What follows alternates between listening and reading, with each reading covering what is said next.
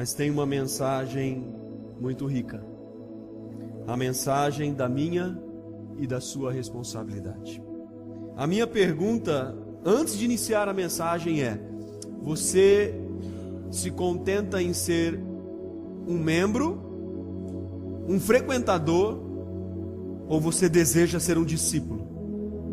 São coisas completamente diferentes. Nessa noite eu quero falar um pouco sobre Atos 29 e a igreja sonhadora. Diga comigo assim: Atos 29 e a igreja sonhadora. Começo essa noite perguntando assim: qual é o seu maior sonho? Pastor, o meu maior sonho é terminar a minha casa. Faz 25 anos que eu comecei e ainda não terminei. Termina logo esse condomínio, irmão, que você está construindo.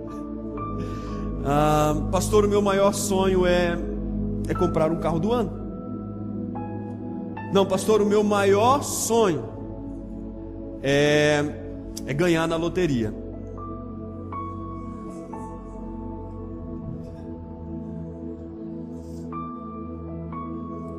Aí perguntaram para o pastor, acho que eu já falei isso aqui para vocês. Aí perguntaram para o pastor certa vez: pastor, eu joguei essa semana na loteria. Joguei na Mega Sena lá, não sei. Acumulou, pastor, deu, não sei, 50 milhões de reais. Uau! É pecado, pastor, jogar na loteria? Aí o pastor vem e fala: irmão, a Bíblia diz assim que uns confiam em carros, outros em cavalos. Nós que conhecemos ao Senhor confiamos em Deus. A Bíblia diz assim que nós não devemos ajuntar tesouros na terra, mas tesouros no céu. A Bíblia diz assim também que o nosso amor não pode estar nas coisas materiais, que nós não confiamos no dinheiro, nós confiamos no Senhor que tem todos os recursos nas suas mãos. Ai, pastor, então é errado jogar. Se o Espírito está aplicando no seu coração dessa forma, então acho que é errado jogar. Mas pastor, me fala uma coisa: e se eu ganhar, eu dou ou não o dízimo? Aí o pastor falou assim: irmão, você não vai pecar duas vezes, né?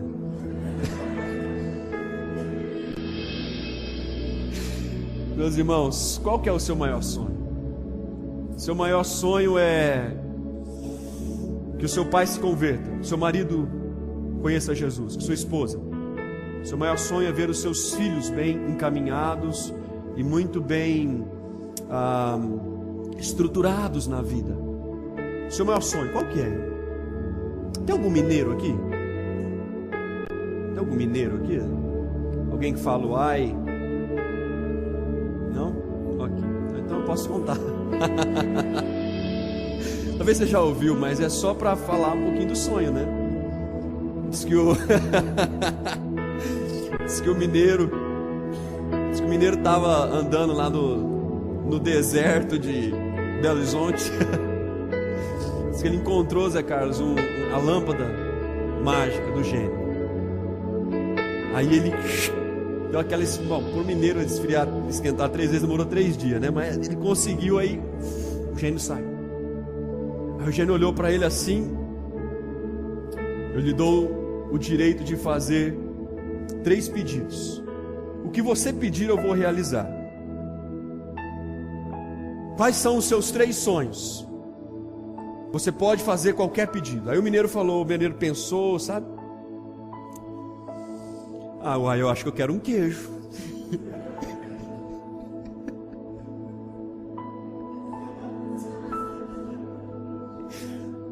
Aí o gênio foi, queijo fresquinho. Seu segundo pedido: eu quero outro queijo. Aí o gênio pegou e outro queijo. Aí o gênio falou: você tem direito a mais um pedido. Aí o mineiro pensou bem, matuto: eu quero uma mulher bem bonita, que seja minha esposa, mas uma mulher de cinema. Eu quero uma esposa linda, igual a esposa do pastor Daniel. Eu quero uma esposa bonita, quero assim uma mulher muito bonita. Aí o gênio olhou para o mineiro e falou assim: bom, Achei que você ia pedir outro queijo, né? Aí o mineiro virou pro gênio e falou assim: mas pode?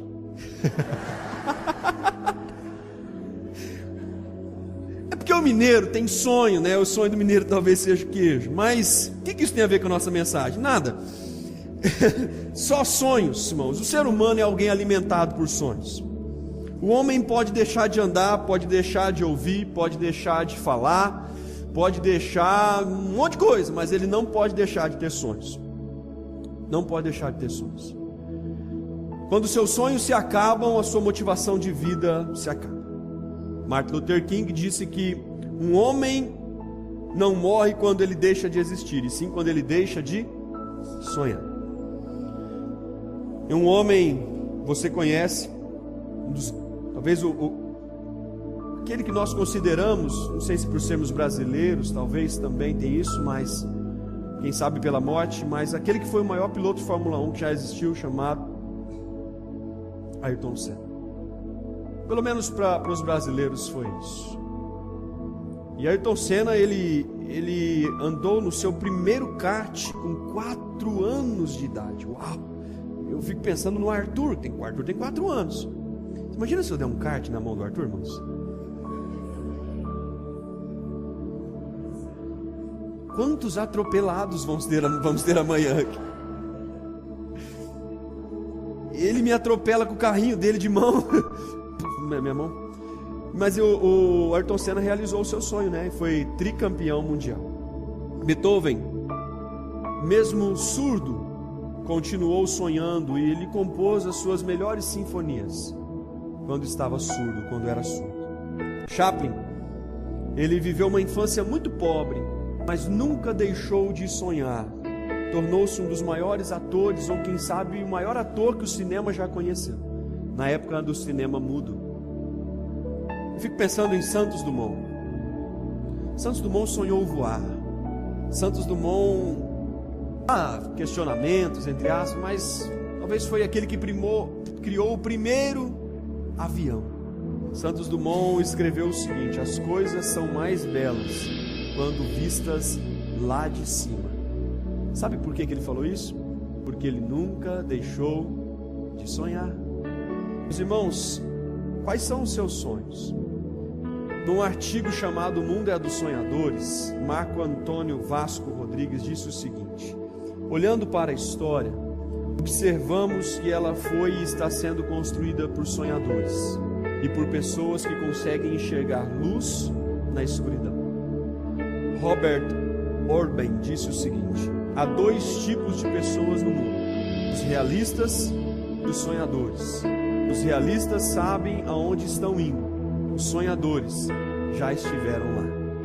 Mais bonita, né? Os realistas sabem aonde estão indo, mas os sonhadores já estiveram.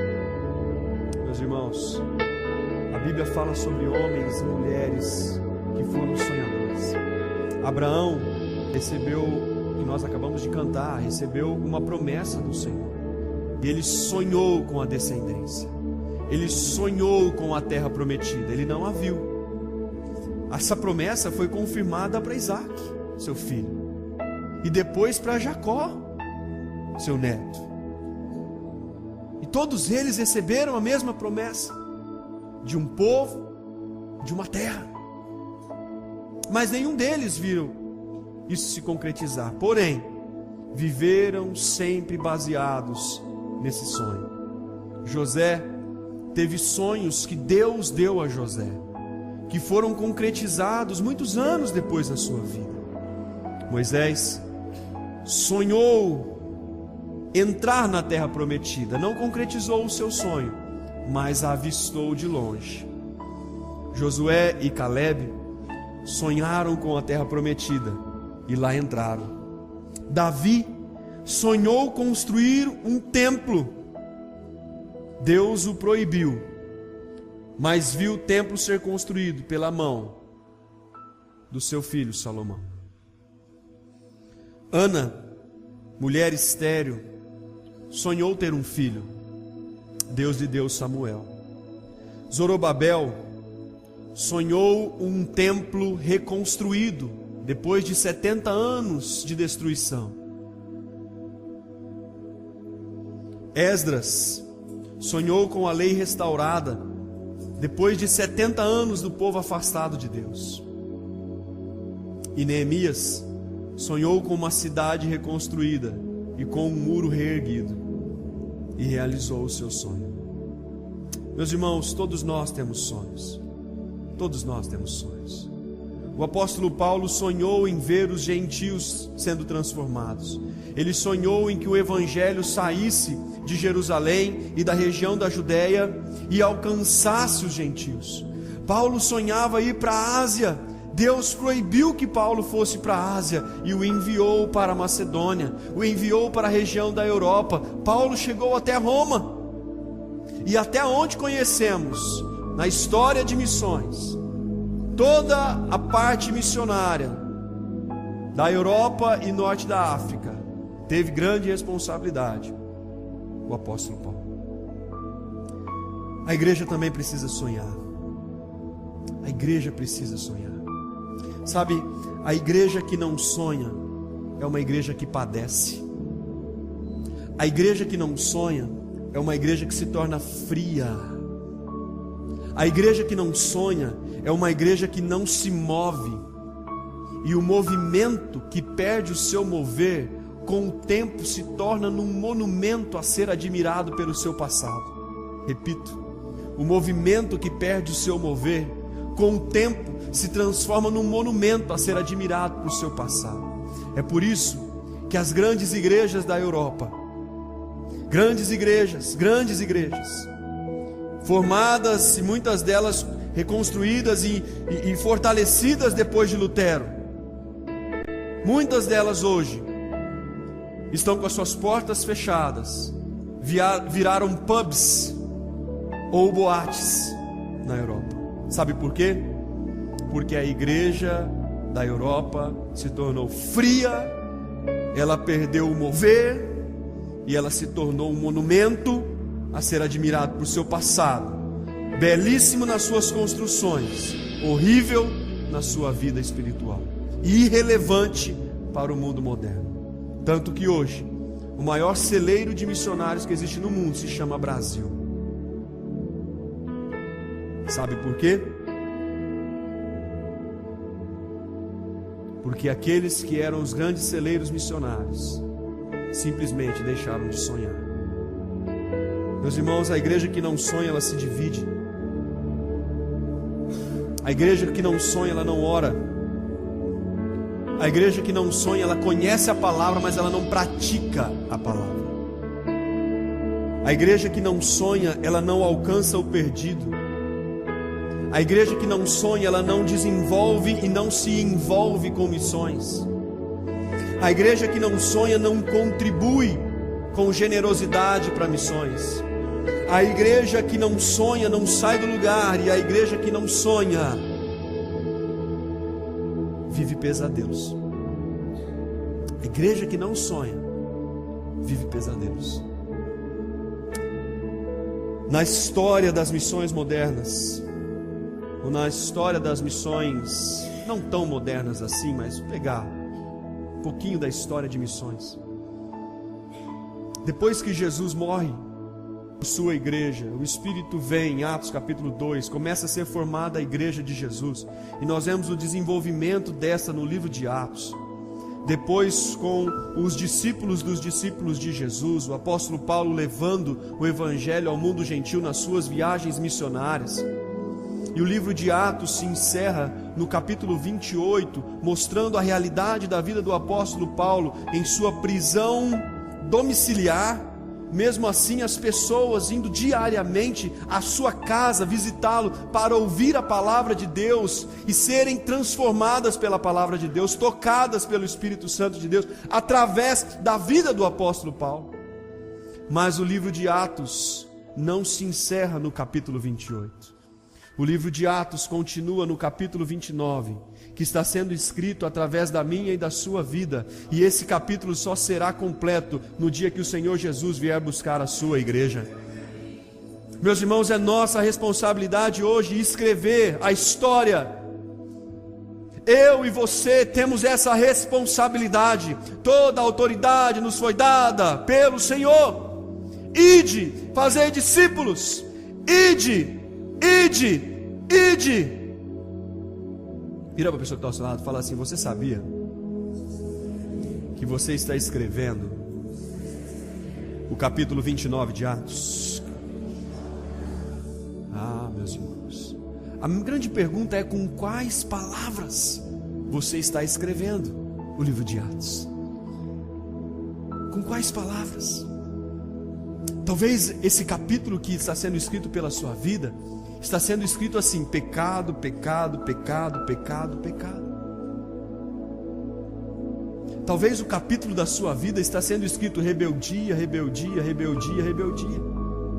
Fofoca, fofoca, fofoca. Maledicência, maledicência, maledicência.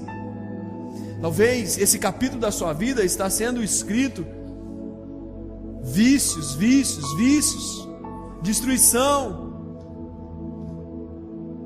Como você está escrevendo o capítulo 29 do livro de Atos? Meus irmãos, o tempo passa. Vocês conhecem a história, eu tenho falado tanto aqui sobre ela. O tempo passa, a igreja se transforma numa igreja muito, muito boa. Mas com o tempo ela se transforma, ela acaba se unindo com o Estado. Ela se transforma numa igreja religiosa, farisaica, numa igreja de templos, numa igreja que se esquece do templo do Espírito que somos nós. Vem Lutero, acaba com aquilo, promove um reavivamento relacionado à palavra, uma reforma relacionada à palavra. Por isso somente a graça, somente a fé, somente a Deus toda a glória, somente Jesus. Amém? O tempo passa e a história continua. É por isso que nós vemos um homem chamado Jonathan Edwards, grande pregador, sonhava em ver um grande avivamento na Nova Inglaterra, orava sobre isso. A Bíblia diz que quando ele pregava, as pessoas se seguravam nos bancos das igrejas, porque elas sentiam-se como se o inferno estivesse no chão onde elas estavam pisando. Tamanha era a consciência do pecado das pessoas. Esse pregador talvez tenha o sermão mais conhecido na história da igreja: Pecadores nas mãos de um Deus irado. Você pode ler esse sermão na internet, na íntegra, totalmente. Quase um livro, mas vai edificar a sua vida. David Brenner, missionário entre uma tribo conhecida como os índios de pele vermelha nos Estados Unidos. David Brenner indo a cavalo, lidando com as diferentes aflições daquele lugar.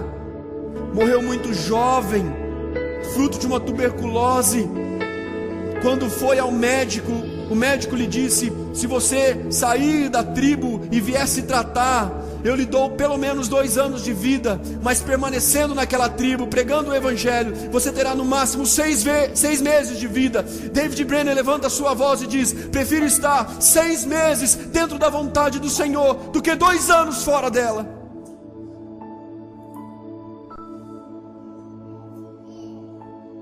Guilherme Carey, pai das missões modernas, pregador, evangelizou a Índia, sonhou em ver a Índia transformada.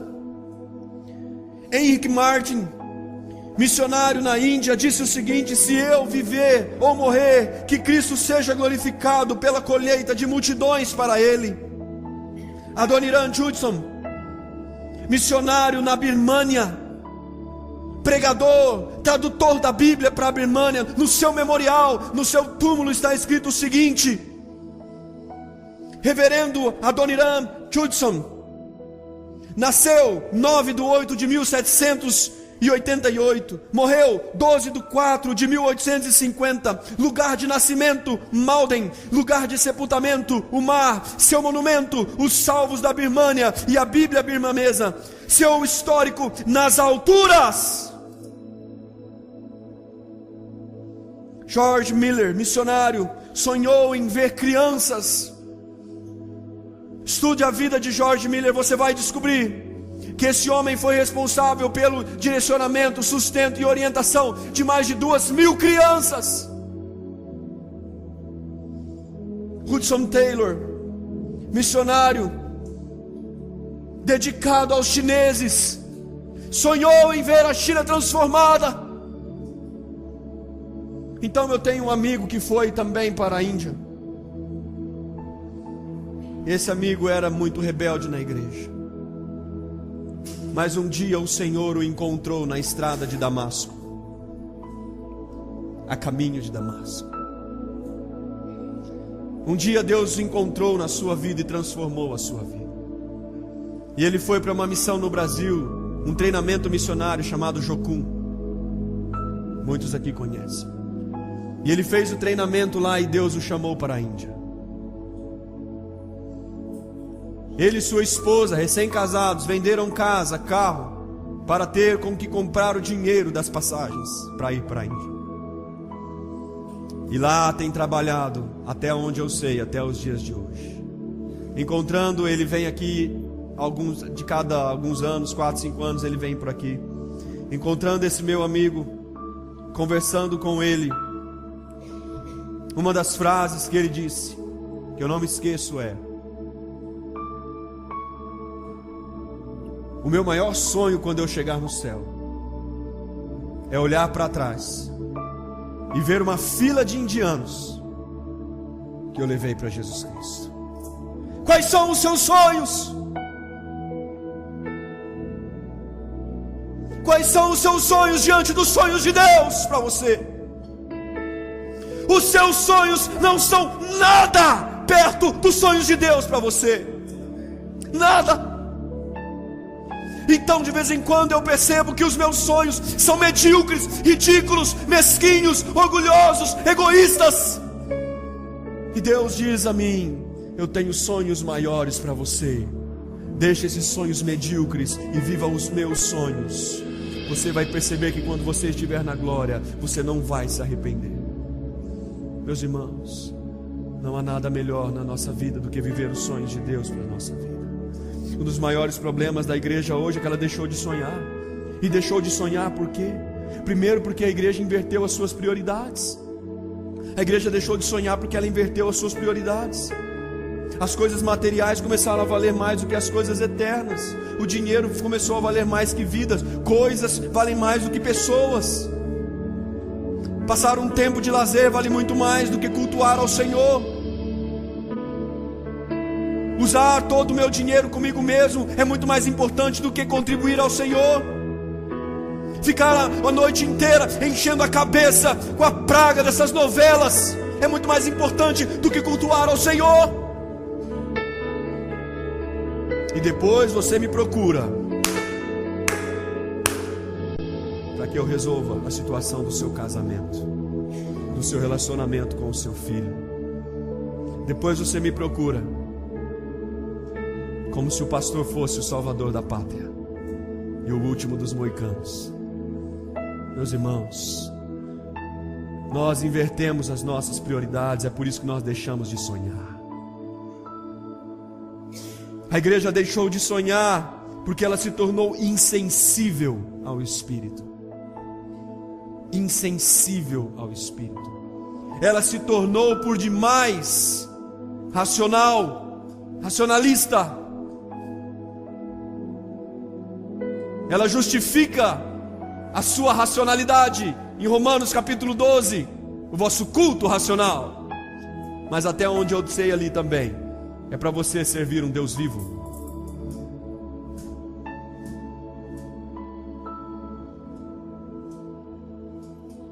Meus irmãos, a igreja deixou de sonhar porque ela amou muito mais as coisas deste mundo do que a eternidade. A igreja deixou de sonhar porque ela parou de pensar na eternidade. A igreja deixou de sonhar porque ela se esqueceu da sua missão. A igreja deixou de sonhar porque ela deixou de amar o perdido. Ela ama a si mesma e o seu reino. A igreja deixou de sonhar porque ela deixou de amar aquilo que Deus ama: missões. Certa vez, um grupo de alunos eles foram visitar a casa de John Wesley. John Wesley foi um homem de oração, um grande missionário, um grande avivalista, um grande homem de Deus. Certa vez, um grupo de jovens, sendo orientado por sua professora na escola, foi visitar a casa de John Wesley no ponto de vista histórico. E ao entrar na casa de John Wesley, foram na cozinha, foram no quintal, foram não sei aonde e tal, e visitaram a casa e passaram pelo quarto de John Wesley. E no quarto de John Wesley tinha uma cama, e à beira da sua cama tinha o piso estava um pouco para baixo. E a professora, quando passou, falou assim: aqui John Wesley gastava horas com o Senhor em oração. E todas as crianças, jovens, pré-adolescentes talvez, foram acompanhando. Vamos continuar conhecendo a casa de John Wesley. E de repente a professora olha e sente falta de um aluno. Eu garanto para você que se fosse nos nossos dias, esse aluno seria o Arthur. Talvez não pela mesma motivação desse aluno, mas a professora olha e sente falta do aluno. E a professora vai em busca do aluno. E ela entra no quarto de John Wesley. E ela encontra esse aluno com os seus joelhos dobrados, orando ao Senhor aonde John Wesley orava. E dizendo a seguinte frase: Senhor, faz de novo, Pai. Faz de novo, Senhor. Faz de novo, Deus. Faz de novo, Senhor. Aquilo que o Senhor fez através da vida de John Wesley, o grande avivamento que o Senhor gerou através de sua vida, faz de novo através da minha vida. A professora entra naquele quarto, balança a cabeça do aluno, fala: vamos, já está na hora de ir, Billy Graham. E Billy Graham se tornou simplesmente o maior evangelista do século passado. Ele ainda é vivo até os nossos dias. Meus irmãos, a igreja não pode parar de sonhar. Nós precisamos voltar a sonhar de novo. Se nós pararmos de sonhar, nós perdemos aquilo que nós temos de mais precioso. Porque Jesus Cristo fala: eles podem roubar o seu corpo, mas não podem tocar a sua alma. Eles podem tocar o seu exterior, mas não podem tocar a sua alma. Nós precisamos sonhar. A igreja precisa voltar a sonhar, em primeiro lugar, com a salvação do perdido. Nós precisamos sonhar.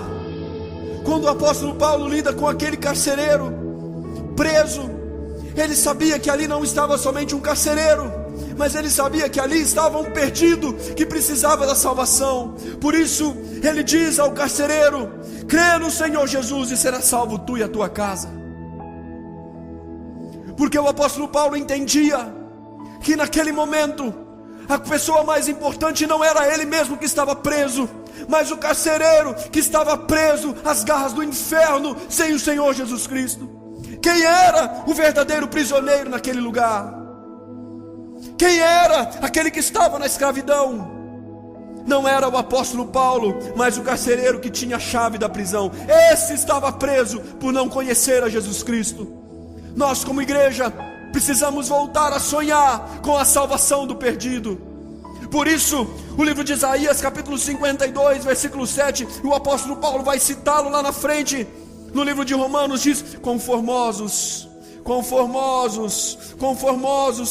são sobre os montes os pés dos que anunciam as boas novas, que faz ouvir a paz do que anuncia o bem, que faz ouvir a salvação do que diz a Sião, Jerusalém no caso: o teu Deus reina. Conformosos são os pés dos que anunciam as boas novas. Nós precisamos voltar a sonhar com salvação. Isso é parte da igreja primitiva. Quando Pedro, o vídeo aqui deixou claro, Jesus, os 12, os 500 depois que viram Jesus ressurreto, mais à frente a pregação de Pedro. 3.000 pessoas se convertem, mais à frente um pouco mais, 5.000 e poucas pessoas. Por quê? Porque a igreja sonhava que os perdidos fossem salvos. Esta semana, ontem, uma irmã procurou lá em casa, a Virgínia.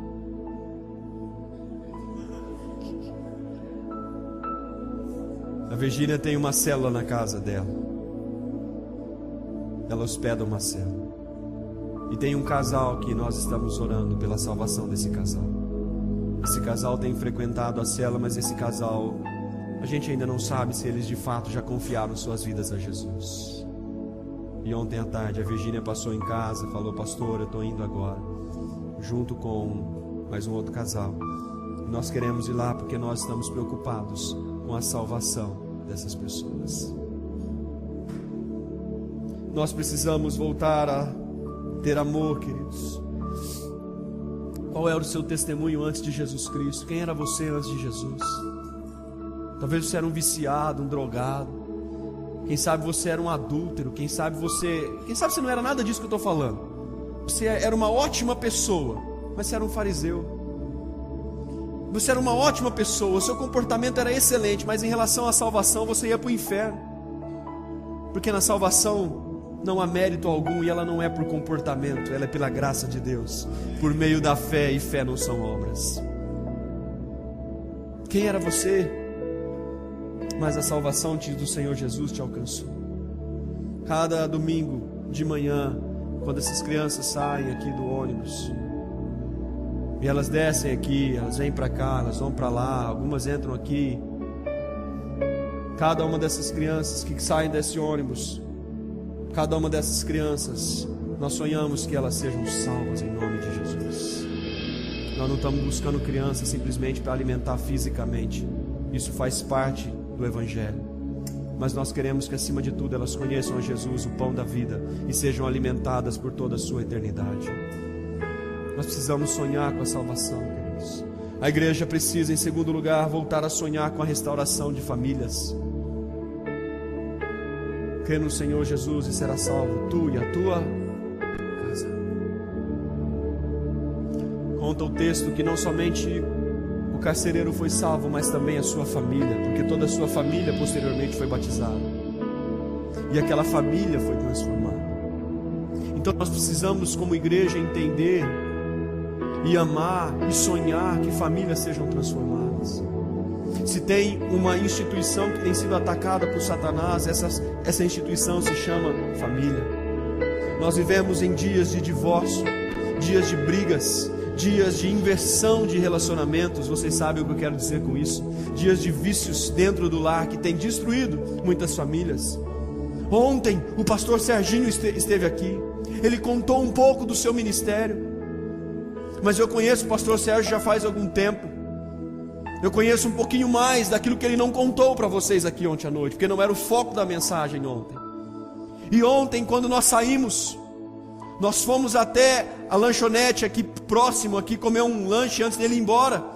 E eu conversava com ele, e ele estava explicando o seu ministério para mim. E de repente ele dizia: na verdade, queridos, o grande ministério do pastor Serginho lá não é a igreja, mas é uma ONG missionária que ele tem. É uma ONG que é uma ONG da primeira igreja batista, ou da igreja batista central de Rio Preto. E essa igreja, ela ampara a ONG do pastor Serginho que esteve aqui. E sabe qual é o principal trabalho dele? A sua principal responsabilidade: ele é amparado por órgãos do governo, pela defensoria pública.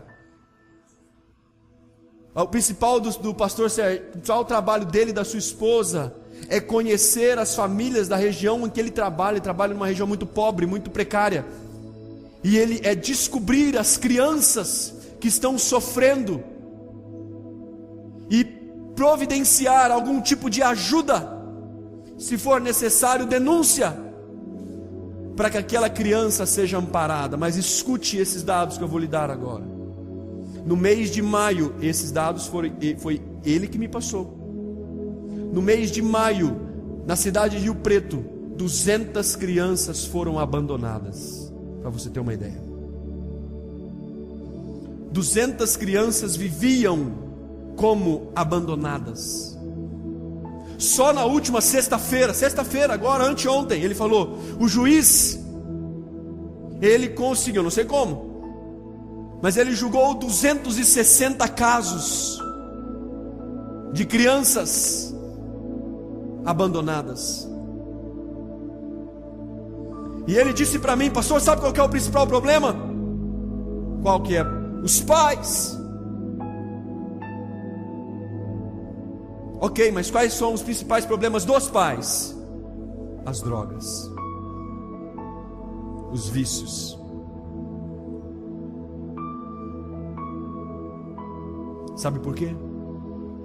A família tem sido destruída. Mas uma das coisas que ele me falou, e isso foi tão bom, confortante ao meu coração, porque se ele ficasse somente nesse trabalho, seria um trabalho voluntário de uma ONG qualquer. Aí ele disse, pastor, mas é nesse meio que se encontra uma coisa que se chama Missão Igreja Batista Floresta Park. Porque é exatamente na informalidade que nós procuramos esses pais, procuramos essas famílias e lhes oferecemos uma oportunidade que o Estado talvez não oferece, de mudar as suas vidas, através de Jesus Cristo. Nós precisamos sonhar com famílias transformadas, queridos. Nós precisamos sonhar. Nós precisamos sonhar com isso. Josué sonhava com isso, por isso ele disse, eu não sei quanto a vocês, vocês escolhem o que vocês quiserem, mas eu e minha casa serviremos ao Senhor. Se fosse por uma sugestão, Josué diria o seguinte, olha, sigam o meu exemplo, eu e minha casa serviremos ao Senhor. A igreja precisa, em terceiro lugar, voltar a sonhar com uma macro visão missionária. E o texto diz, eis que vos digo, Jesus olhando para os seus discípulos após evangelizar ou dar água viva para a mulher samaritana, em João capítulo 4, ele diz, eis que vos digo, levantem os seus olhos aos seus discípulos, ele está dizendo, e vede as terras, os campos que já estão brancos para a ceifa, para a colheita. O que ele está dizendo para os discípulos é, vocês dizem que há 4 meses para a ceifa, mas eu porém vos digo, os campos já estão prontos. Ele não está falando de campos normais, ele está usando uma analogia. Os campos aqui representam as vidas, as pessoas estão prontas, preparadas, necessitadas de transformação. Vocês, no caso dos discípulos, têm a resposta, vocês podem, vocês vão. Então nós precisamos voltar a sonhar com uma macrovisão missionária. E quando eu digo uma macrovisão missionária, é para não termos uma microvisão missionária. Porque a microvisão missionária olha para o seu próprio pé. A microvisão missionária olha só para os seus pés. A microvisão missionária olha só para as suas necessidades. A microvisão missionária olha só para as necessidades da sua família. É importante olhar para as necessidades da sua família em primeiro lugar, mas você não pode olhar só para ela. Existe um mundo de famílias, existe um mundo de gente precisando da resposta que você tem através da sua vida. Meus irmãos, Jesus nos ensina em Mateus capítulo 6, versículo 20, nós estudamos isso nas semanas anteriores. Ajuntem tesouros no céu, onde a traça, a ferrugem não corroem, não consomem, onde os ladrões não roubam. Ajuntem tesouros no céu, tesouros que vão para a eternidade. Tenham uma macrovisão do mundo e tesouros do céu. Querido, isso aqui não é tesouro do céu. Isso aqui não é tesouro do céu.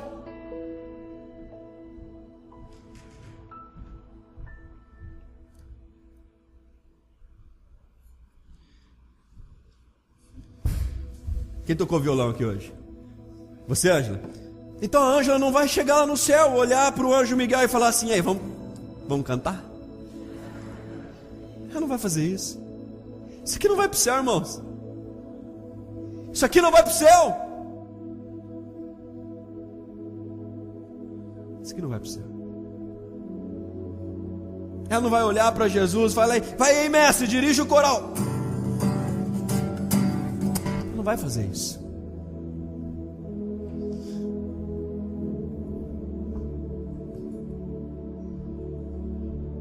Então você não vai poder também chegar no céu e falar assim: Senhor, pega o meu carro lá, ó, busca umas crianças lá. Você não vai fazer isso no céu. A única coisa que você pode levar para o céu, e esse é o único tipo de tesouro que você pode levar para o céu, são as vidas que você alcançou para Jesus Cristo. Não existe outro tipo de tesouro no céu. O seu cartão não vai para o céu. Não importa se ele é ouro, platina, se ele... Não importa. Ele não vai para o céu. Meus irmãos, a igreja que não entende a sua responsabilidade na macrovisão missionária, em primeiro lugar, ela não ora por missões. Em segundo lugar, ela não contribui por missões. Em terceiro lugar, ela não envia missionários. Em quarto lugar, ela não sabe e não tem prazer em fazer missões. Sabe por quê? Porque a igreja deixa de sonhar. Eu espero, sinceramente, meus irmãos, eu tenho grandes expectativas. Não que eu estou colocando a expectativa num evento, mas eu espero que esse evento seja o pontapé inicial de uma grande revolução na nossa igreja em termos de envolvimento missionário, que é a nossa conferência missionária em agosto. Eu espero que a partir de então a nossa visão, a partir de então, comece a mudar totalmente e completamente a respeito disso. Quando Jesus fala: recebereis poder ao descer sobre vós, virtude, e esse poder é de dinamite, é de explosão, a palavra grego é a ideia de dínamos, vocês receberão poder ao descer sobre vós o Espírito de Deus, e sereis minhas testemunhas em Jerusalém, Judéia, Samaria, até os confins da terra. Ele não está falando somente em Jerusalém, ele está falando de uma macrovisão missionária, é aos confins da terra, não somente em todos os lugares, mas todas as idades, criança, jovem, adulto, idoso, não importa. Em quarto lugar, nós precisamos voltar a sonhar com a vida na eternidade. 2 Coríntios capítulo 4, o apóstolo Paulo diz: não atentando nas coisas que se veem, mas nas que se não veem. Porque as que se veem são temporais e as que não se veem são eternas. Então, se tem algo que nós precisamos voltar a sonhar, é sonhar com as coisas eternas. Percebe que os nossos sonhos estão tão ligados às coisas materiais? Os nossos sonhos estão ligados aos nossos 70, 80, quem sabe 90 anos de existência na Terra. Percebe que os nossos sonhos... Por isso que eu perguntei no começo da mensagem: quais são os seus sonhos? Porque normalmente você não pensou assim: o meu sonho é um sonho da eternidade. Eu posso garantir que quase 100% de vocês pensaram: o meu sonho é aqui da terra. O meu sonho são sonhos materiais. O meu sonho são sonhos temporais. Os meus sonhos são os meus sonhos de carreira. Os meus sonhos são os meus sonhos de aquisição. Os meus sonhos. Meus irmãos, nós precisamos começar a pensar um pouco mais na eternidade em nome de Jesus. Ajuntem tesouros no céu e não na terra. Tesouros que vão para a eternidade. O livro de Apocalipse, capítulo 21. Eu não coloquei esse texto, mas eu gostaria muito que você prestasse atenção nesse texto.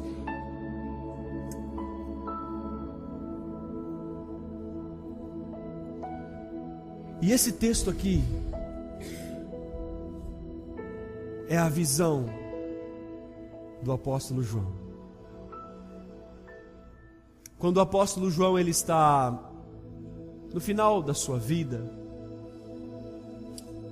pelo seu testemunho de Jesus, ele é levado a uma ilha, a ilha de Patmos. E lá Deus lhe dá uma visão das coisas celestiais ou das coisas futuras. E dentro dessa visão se encontra a nossa morada eterna. Agora eu quero que, ao ler esse texto, quero que você pense um pouquinho, não só naquilo que está escrito, mas no quão grande é aquilo que Deus tem preparado para mim e para você, e no quão pequeno é aquilo que nós vivemos hoje, quão pequenos são os nossos sonhos diante daquilo que Deus tem para as nossas vidas. Então vi novo céu e nova terra. O primeiro céu e a primeira terra tinham passado, e o mar já não existia. Vi a cidade santa, Nova Jerusalém, que descia dos céus, da parte de Deus, preparada e adornada para o seu marido. Ouvi uma forte voz que vinha do trono e dizia: agora o tabernáculo de Deus está com os homens, com os quais ele viverá. Eles serão os seus povos. O próprio Deus estará com eles e será o seu Deus. Ele enxugará dos seus olhos toda lágrima. Não haverá mais morte, nem tristeza, nem choro. Você tem chorado esses dias?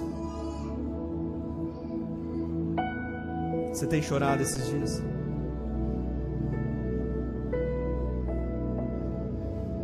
Pois a antiga ordem já passou.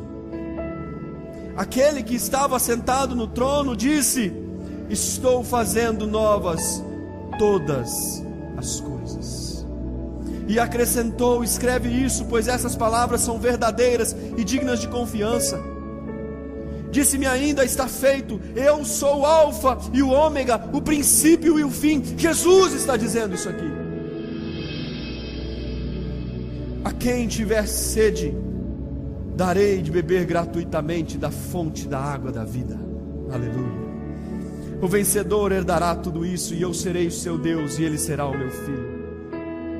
Mas os covardes, os incrédulos, os depravados, os assassinos, os que cometem imoralidade sexual, os que praticam feitiçaria, os idólatras e todos os mentirosos, o lugar desses está separado, o lago de fogo que arde como enxofre.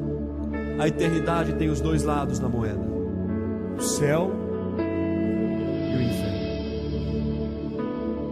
Esta é a segunda morte.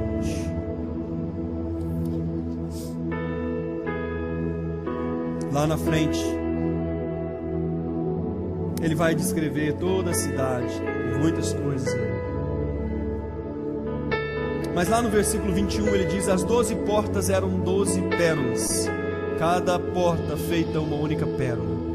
A rua principal da cidade era a de ouro puro. A Avenida Brasília da Nova Jerusalém é de ouro puro. Aleluia. Com vidro transparente.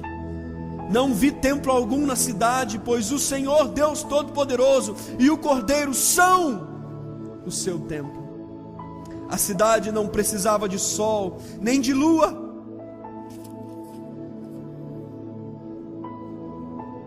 para brilharem, pois a glória de Deus a ilumina. O Cordeiro é a sua candeia.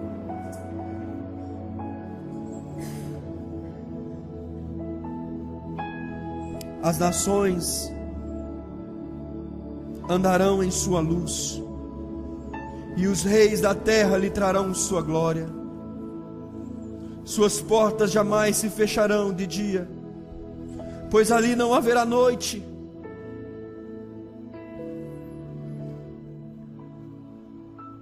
A glória e a honra das nações lhe serão trazidas.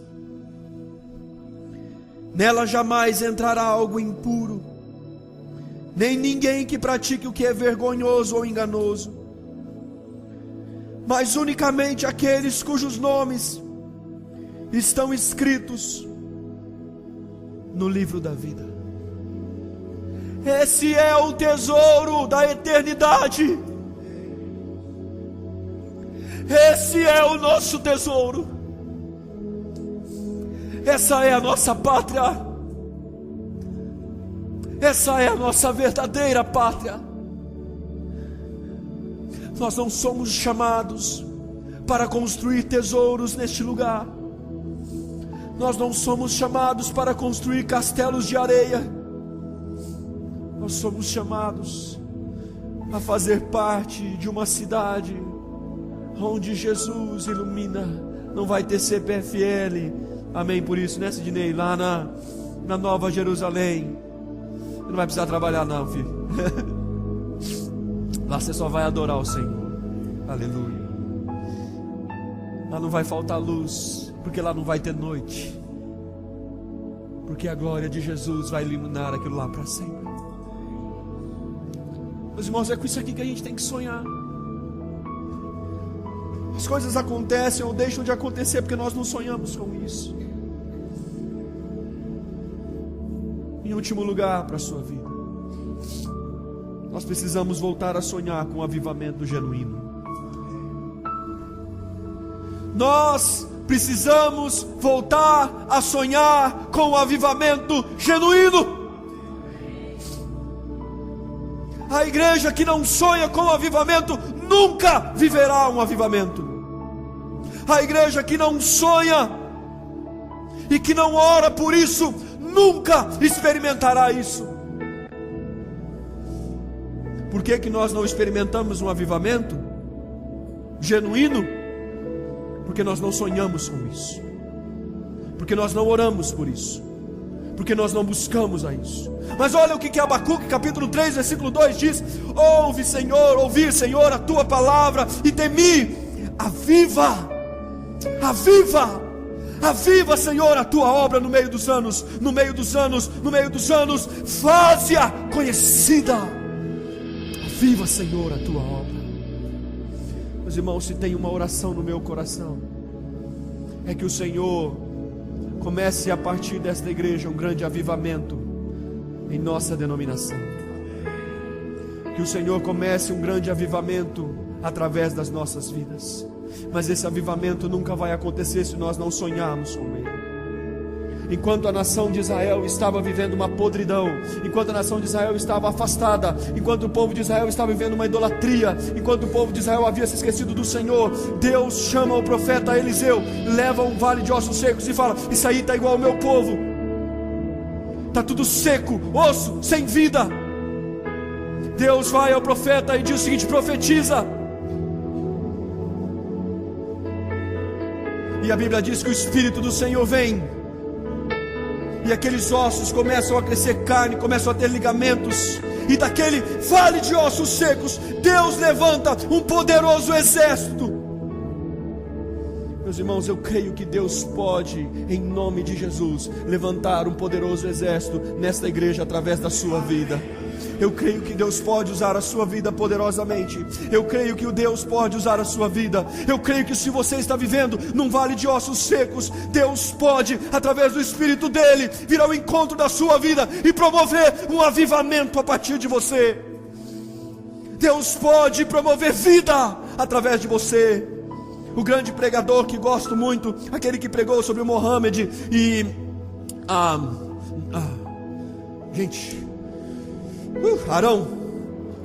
Quem é você, Mohammed ou Arão? Aqueles que viram a mensagem naquela quarta-feira, o pastor Mário Freitas, pastor, presidente da missão missão de apoio à igreja sofredora, pastor que está viajando o mundo inteiro, pastor que tem vivido as maiores experiências com o Senhor que você pode imaginar, com profundo conhecedor, missiólogo, conhecedor das escrituras, da história. Ele disse o seguinte: na opinião dele, as 5 marcas de um avivamento são, em primeiro lugar, um grande avivamento começa com um pequeno grupo que ora. Repito, um grande avivamento começa com um pequeno grupo que ora. Avivamento nunca começa num movimento. Avivamento nunca começa com um show. Avivamento nunca começa com uma grande multidão. Avivamento sempre começa na história da igreja com pequenos grupos que dobraram os seus joelhos em oração. Em segundo lugar, grandes avivamentos começam a partir de uma ênfase na palavra de Deus. Aleluia. Amém. Em terceiro lugar, pastor Mário Freitas diz que grandes avivamentos começam com arrependimento de pecados. Grandes avivamentos começam com arrependimento de pecados. Porque quando começa avivamento, há uma consciência do quão pecador eu sou diante da santidade desse Deus. Grandes avivamentos começam, em quarto lugar, com uma ênfase missionária. Porque não há avivamento se não houver amor ao perdido. E grandes avivamentos começam, em último lugar, com um alto preço a ser pago. Não há avivamento sem um preço. Não há avivamento na sua vida e na sua família se você não pagar um preço. Não vai haver avivamento nunca em você se você não pagar um preço. Se você não pagar o preço de renunciar ao pecado, se você não tomar sobre si a sua cruz, nunca vai haver avivamento, porque você nunca vai poder ser um discípulo de Jesus. O fato de você ser salvo não te faz um discípulo. A salvação é de graça, o discipulado pode custar a sua vida. Por isso, o avivamento vem com um preço. Quando Deus chama Jonas, Jonas não queria ir à cidade de Nínive, mas Deus tinha um propósito naquela cidade, milhares de pessoas. Quando Deus chama Jonas para ir lá, o principal impedimento do avivamento da cidade de Nínive, sabe quem era? Jonas, o profeta. E Jonas, Deus diz: vai à cidade de Nínive e clama contra ela. Então uma cidade que se percorria em 3 dias, Jonas fez em um dia só, gritando 40 dias, essa cidade vai se ferrar. Mais ou menos isso ele falava. 40 dias e Deus vai mandar a destruição sobre a cidade, é isso. 40 dias. E conta a história bíblica, você pode ler depois no livro de Jonas, capítulo 3, a partir do verso 4, que houve um grande avivamento naquela cidade.